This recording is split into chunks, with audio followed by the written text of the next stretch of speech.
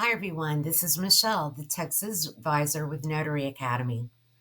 I just want to talk with you for a few minutes about the importance of training. Everyone needs training. Even seasoned notaries can use refreshers. Laws change, and it's up to you to stay up to date on those laws. If you're a new notary, I cannot stress enough how important training is.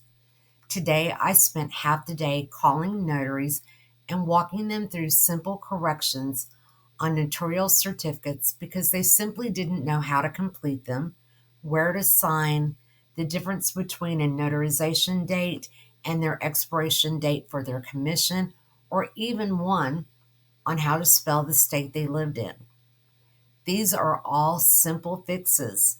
However, when you turn in these documents to signing services and title, chances are you won't get a chance to work with them again.